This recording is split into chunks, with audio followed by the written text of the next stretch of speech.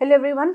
In continuation of my previous lecture about the youth welfare, I would like to continue with some more schemes related to youth welfare, like craftsman training through Industrial Training Institute, and this scheme was initiated by the Directorate General of Employment and Training. It was established in 1950, and it is to ensure, it aims is to provide craftsmanship training to youth to ensure supply of semi-skilled workers and the educational qualification. It is an important part of providing vocational training to the youth. Then on the job training apprenticeship through industry, the apprenticeship training scheme of DGE and T is imparted under the Apprenticeship Act. The scheme focused on school dropouts and ITI graduates with an aim to provide skilled workers for the industry. The scheme suffers from certain issues, but nevertheless, this has been implemented, and this is apprenticeship. That this apprentice must possess minimum of 14 years age, and the qualification or the eligibility is that the apprentice should be of 14 years of age. Educational physical qualification are also prescribed for the trade and other requirements of the Act. Then we have the National Apprenticeship Promotion Scheme. The main objective of this scheme was to promote apprenticeship training and to increase the engagement of apprentices by establishment. So components of the scheme was that the scheme has two components, namely sharing of 25% of prescribed stipend subject to a maximum of rupees 1500 per month per apprentice with the employees. The stipend support would not be given during the basic training period for fresher apprentice, and secondly, sharing of basic training cost in respect to apprentices who come directly to apprenticeship training without any formal trade training, and limited to 20% of the yearly target and limited to near to 20% of the yearly target under NAPS.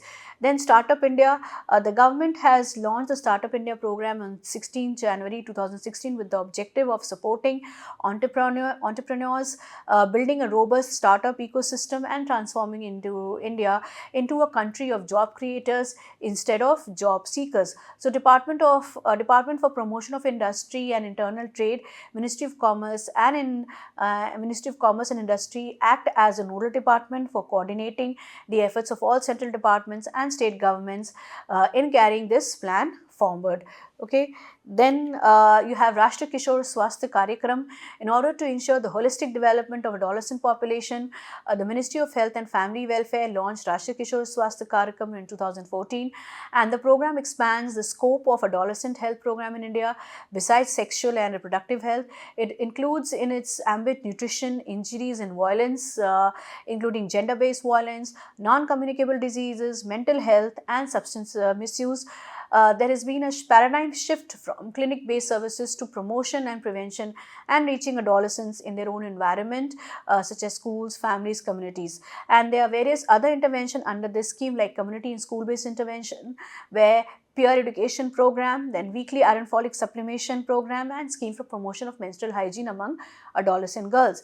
Then there is facility-based interventions, the adolescent-friendly health clinics. Then Ayushman Bharat, the school health and wellness program, in a close partnership between the Ministries of Health and Family Welfare, the Ministry of Education, the school health and wellness program launched in 2020 is being implemented in government and government aided schools in districts of the country. In the first phase of the implementation, 2 teachers, 1 male and female in every school designated as health and wellness ambassadors shall be trained to transact health promotion and disease prevention information on 11 thematic areas in the form of interesting, joyful activities for 1 hour every week.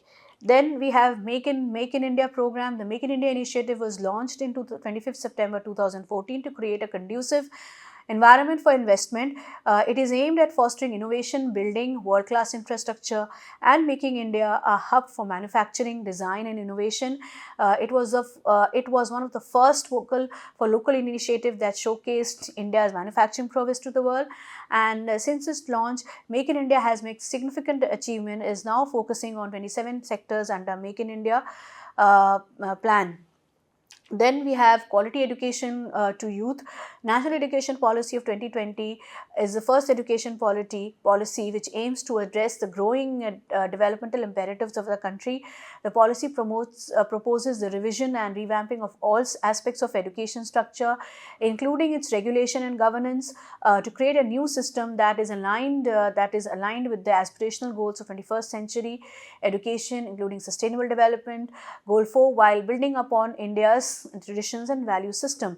The policy also lays particular emphasis on the development of creative potential of each child and each children, and it is based on the principle that education must develop not only cognitive capacities but the foundational capacities of literacy and numeracy, and higher order cognitive capacities such as critical thinking and problem solving, but also social, ethical and emotional capacities and dispositions. The purpose of education system is to develop good human beings capable of rational thought and action, possessing compassion and empathy, courage and resilience, scientific temper and creative imagination. Then National Means Come Merit Scholarship Scheme. This is again central sector scheme, was launched in 2008 with the objective to award scholarships to meritorious students for economically weaker sections of the nation. Then there is a central scheme for scholarship of colleges and university students. Under the scheme, financial assistance is provided for pursuing higher studies to eligible meritorious students. Students who are in top 20th percentile of successful candidates in class 12 and having family income of rupees 6 lakhs per annum, which has been increased up to 8 lakhs per annum, are eligible to apply. 82,000 fresh scholarships are provided every year and have been divided amongst the state education boards on the state population in the age group of 18 to 25 years. Then National Academic Depository, the Government of India is committed towards bringing administrative and academic reform through the use of technology for the delivery of efficient services to all stakeholders. So education engages with almost every citizen of the country, and the government is keen to create quality infrastructure that will facilitate delivery and service to citizens, and will also facilitate academic institutions in performing their core functions. The NAD has been launched by Honorable President of India in 2017, and it is an online storehouse of academic awards launched by the academic institutions and eligibility assessment bodies in a digital format. So it is a 24/7 online mode for making available academic awards and help in validating the authenticity, their safe storage and easy retrieval. So the University Grants Commission is the authorized implementing body of National Academic Depository. Thus, with this, I end my welfare measures for youth. We all know that youth welfare measures play a very pivotal role in shaping the country's futures, and also giving that a significant portion of the population is under 35. The various programs like Skill India, Startup India had laid the foundation for enhancing youth capabilities. Simultaneously, social welfare schemes targeting marginalized groups and education reforms like the right to education has also helped in creating better opportunities for the youth. Although India has made significant stride in implementing youth welfare measures, there is a need for better policy execution, inclusivity and focus on mental well-being. Empowered and well-supported youth can drive India's economic and social transformation, ensuring a prosperous future for the nation. That's all about youth welfare, and now I'm going to start with the welfare of the minorities. Okay, I have completed the welfare of youth. Now I will take up welfare of minorities. Almost all states, they have one or more minority groups within the national territories, characterized by their own ethnic, cultural, linguistic or religious identity, which might differ from that of the majority population.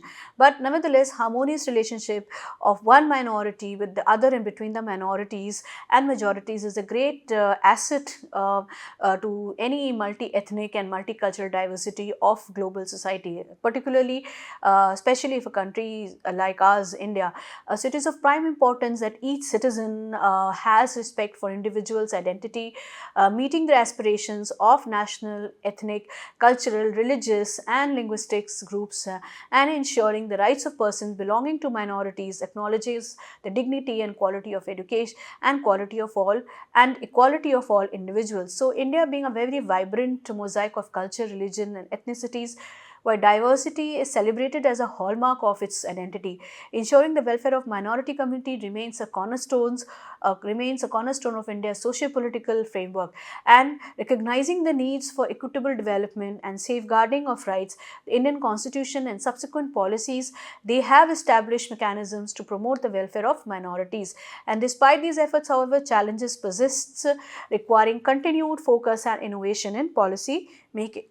If you look into the concept of minority, according to the new Encyclopedia Britannia, minority is an aggregate of people who are distinct in religion, language, or nationality from other members of the society in which they live, and who think of themselves and are thought by others as being separate and distinct. Then Lewis Wirth, who pioneered the study of minority problems and offered a definition and classification, defines a minority as a group of people who, because of physical or cultural characteristics, are singled out from the others in the society in which they live for differential and unequal treatment, and who therefore regards themselves as object of collective discrimination. Moreover, minority status carries with it an exclusion from full participation in the life of the society. J. A. Lampons described minority as a group of persons having different race, language, or religion from that of majority of inhabitants. If you look into another defining minority, according to Carpotteri's definition for the United Nations, minority means a community compactly or dispersely settled on the territory of a state, which is smaller in number than the rest of the population of a state, whose members are a citizen of that state, which have ethnic, linguistic, or cultural features different from those of the rest of the population, and lastly, whose members are guided by the will to safeguard these features. Then who is a minority? The Constitution of India uses the word minority or its plural form in some articles like 29 to 30 and 350A to 350B, but does not define it anywhere specifically. Article 29 has the word minorities in its marginal heading, but speaks of any actions of citizens having a distinct language, script, or culture. This may be a whole community generally seen as a minority or a group within a majority community. Article 30 speaks specifically of two categories of minorities, religious and linguistics. The remaining two articles, 350A and 350B, relates to linguistic minorities only. However, Ministry of Home Affairs established the National Minorities Commission of India in a resolution on January 12, 1978. Once the National Commission of Minorities for Minorities Acts was enacted in 1992, the Minorities Commission became a statutory body and was named as National Commission for Minorities. This consists of a chairperson, vice chairperson, and 5 members, and the 5 members, including the chairperson, shall be from amongst the minority communities. The Act defines a minority as a community notified as such by the central government. The National Commission for Minorities Act 1992 says that minority for the purpose of the Act means a community notified as such by the central government. Section 2(7), acting under this provision, on October 23, 1993, the central government notified the Muslim, Christian, Sikhs, Buddhist, and Parsi Zoroastrian community to be regarded as minorities for the purpose of this Act. As per the census 2011, the percentage of minorities in the country is about 19.3% of the total population. As follows. So, as regards religious minorities at the national level in India, all those who profess a religion other than Hindu are considered minorities, since over 80% of the population of the country profess the Hindu religion, and at the national level, Muslims are the largest minority. Other minorities are much smaller in size, and next to the Muslims are the Christians and Sikhs, while all the other religious groups are still smaller. So, as regards linguistic minorities, there is no majority majority at the national level, and the minority status is to be essentially decided at the state, union, territory level. And at the state, union, territory level, which is again quite important in a federal structure like ours, the Muslims are the majority in the state of Jammu and Kashmir and the union territory of Lakshadweep. In the states of Meghalaya, Mizoram, Nagaland, Christians constitute the majority, Sikhs as the majority community in the state of Punjab. So no other religious community among the minority is a majority in any of the state or union territories. Then there are certain constitutional provisions also to safeguard the minorities, like it is notable that the chapter of the constitution relating to directive principles of state policy, article 46, mandates the state to promote with special care the education and economic interests of the weaker sections of the people, and to protect them from social injustice and all form of exploitation. So this article refers to scheduled castes, scheduled tribes in particular, but does not restrict to them the scope of weaker sections of the society. Article 340 of the Constitution empowered the President to appoint a commission to investigate the conditions of socially and educationally backward classes, but did not make it mandatory. However, Indian Constitution provides certain positive, discrimination. It provides for constitutionally mandated positive discrimination or affirmative action for minorities. So, Part 3 of the Constitution, which deals with the fundamental rights, provide Article 14, people's right to equality before law and equal protection of law. Article 15(1) and Article 15(2) prohibits of discrimination against citizens on grounds of religion, race, caste, sex, or place of birth. Then Article 16(1) and 62, right to equality of opportunity in matters relating to employment or appointment to any office under the state, and prohibition in this regard of discrimination on grounds of religion, race, caste, sex, or place of birth. Then 25(1), people's freedom of conscience and right to freely profess, practice, and propagate religion, subject to public order, morality, and the fundamental rights. Then Article 26, right of every religious domination or any section thereof, subject to public order, morality, and health, to establish and maintain institutions for religious and charitable purposes, manage its own affairs in matters of religion, and own and acquire movable, immovable property, and administer it in accordance with law. Then Article 27, prohibition against compelling any person to pay taxes for promotion of any particular religion. Then 28, Article 28, people's freedom as to attendance at religious instructions or religious worship in education institution wholly maintained, recognized, or aided by the state. Then Article 29, to restriction on denial of admission to any citizen to any education institution maintained or aided by the state on grounds only of religion, race, caste, language, or any of them. In Article 31, right of all religious and linguistic minorities to establish and administer educational institutions of their choice. Then Article 32, freedom of minority managed education institutions from discrimination in the matter of receiving aid and from the state. However, it means that Article 29 and 30 particularly deal with cultural and educational rights of minorities.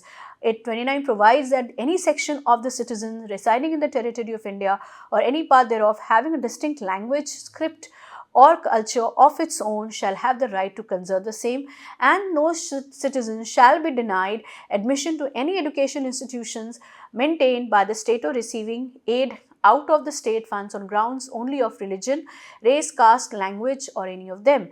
Then Article 30 is a minority specific provision that protects the rights of minorities to establish and administer education institutes. It provides that all minorities, whether based on religion or language, shall have the right to establish and administer education institutions of their choice. Okay, and it also provides that in making any law providing for the compulsory acquisition of any property of an education institution established and administered by a minority referred to in a clause A, that state shall ensure that the amount fixed by or determined under such law for the acquisition of such property is such as would not restrict or abrogate the right guaranteed under that clause. So, Article 30 further provides that the state shall not, in granting aid to education institution, discriminate against any education institution on the ground that is under the management of a minority, whether based on religion or language.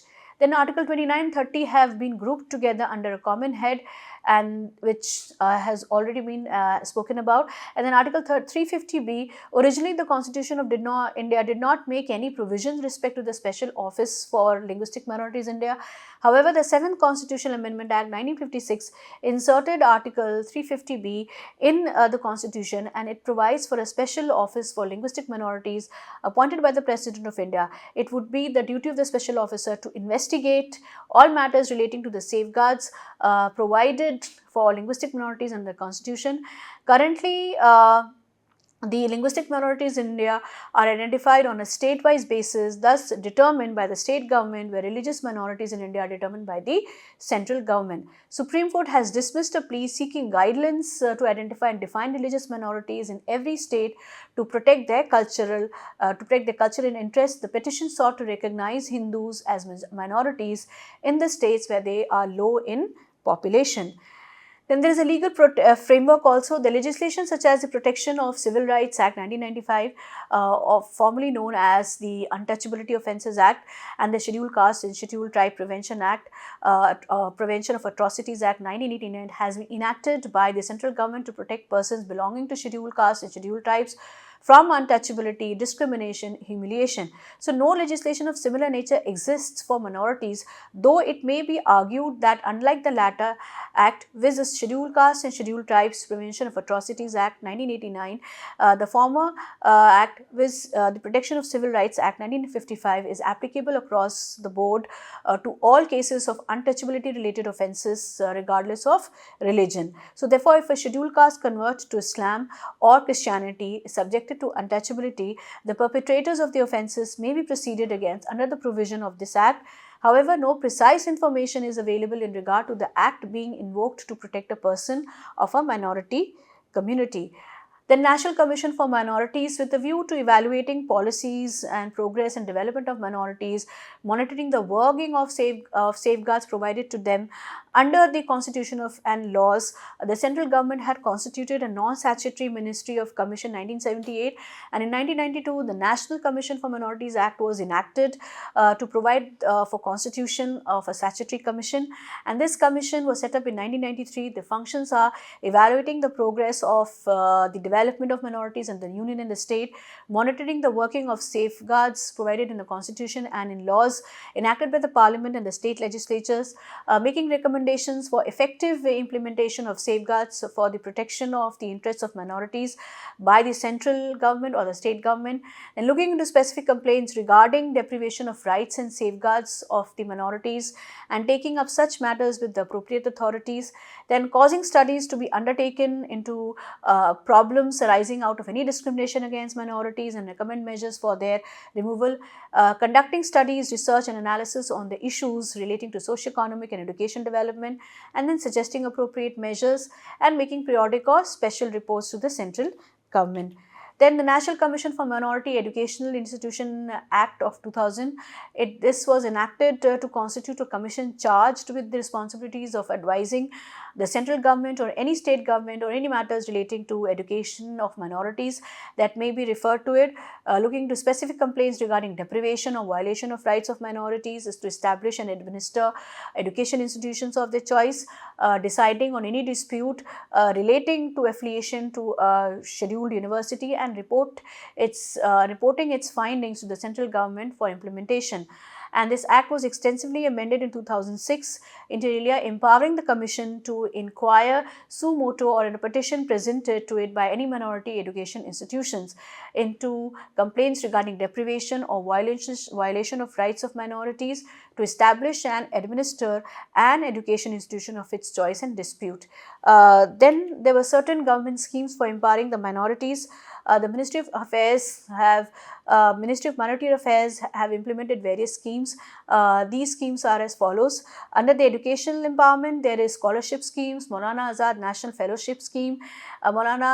This is scholarship, post-matric scholarships have been identified, merit-cum-based schemes. Then Naya Savera free coaching and allied schemes with aim to enhance skills and knowledge of students and candidates from notified minority to get employment in government sector, public sector undertakings. And Maulana Azad National Fellowship Scheme provides financial assistance to students from notified minority communities whose annual income is below 6 per annum from all sources to pursue higher education.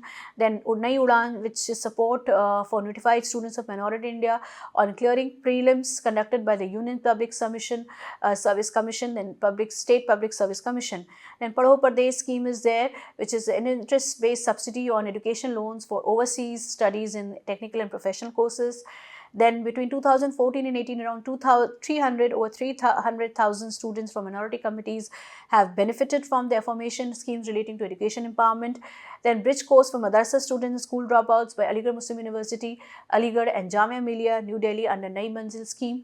Then support minority institutions. Government of India has granted grant and aids to Maulana Azad Education Foundation for implementation of education and skill-related schemes.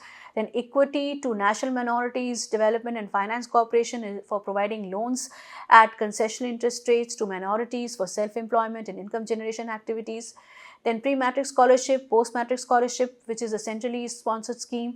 Post-matric is also a centrally sponsored scheme. National means cum merit scholarship is also been provided in 2008. Then education loan scheme by National Minorities Development and Finance Corporation, NMDFC, offers an education loan scheme to students belonging to minority communities, including the Jain community. Concessional credit is also being provided for pursuing technical and professional courses with a maximum course duration of 5 years. Then education loan of up to rupees 20 lakhs are also available for a 5-year course in India and rupees 30 lakh for 5-year course abroad. Then for economic empowerment, there is Sikho or Kamao. It is a skill development initiative for minorities and which aims to upgrade the life skills of minority youth in various modern traditional skill depending upon their qualification, present economic trends and market potential, which can earn them employment or make them suitably skillful to go for self-employment. Since 2014-15, approximately 3.92 lakh persons have been benefited from this employment-oriented program. Then a mission has been launched by the Ministry of Minority Affairs under upgrading the skill and training in traditional arts and crafts development, Ustad scheme, to give an effective platform to minority artisans and culinary experts from across the country to showcase and market their finest handicraft and exquisitely crafted products through Hunar Haats organized by the ministry. Then ministry has engaged institutions of national repute, namely National Institute of Fashion Technology, National Institute of Design and India Institute of Packaging to work in various craft clusters for designing, intervention, product range, development, packaging, exhibitions and brand building. So far, ministry has organized 28 Hunar Haats in which more than 5.5 lakh artisans and people associated with them have been provided employment and employment opportunities, out of which more than 50% beneficiaries are women. Then Nai Manzil, a scheme to provide education and skill training to youth from minority communities. Then Garib Nawaz Employment Training Program provides short-term job-oriented skill development courses to youth belonging to minority communities. Then National Minority Development Finance Loan Scheme provides concessional loans for self-employment and income generation activities for the socio-economic development of the backward classes among the notified minorities. Then there is Pradhan Mantri Virasat Ka Samvardhan, which aims to preserve and promote the rich cultural heritage of minority communities. It supports traditional crafts, art forms and cultural practices to empower artisans and craftsmen. The scheme provides concessional loans to minorities, support their economic ventures and entrepreneurship, enabling economic self-reliance and promotes sustainable livelihoods. Then there's a special scheme Geo-Parsi, a unique scheme. Aims at reversing the population decline of the Parsi community in India, implements measures to encourage Parsi families to have more children and sustain their community's cultural heritage.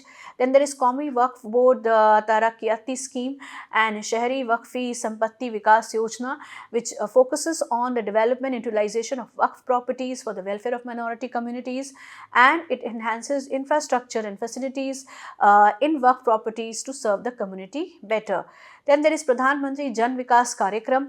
In addition, another scheme, namely Pradhan Mantri Jan Vikas Karyakram, is implemented by the Ministry of Minority Affairs, which aims to improve the socio-economic conditions and basic amenities in the identified minority concentration area.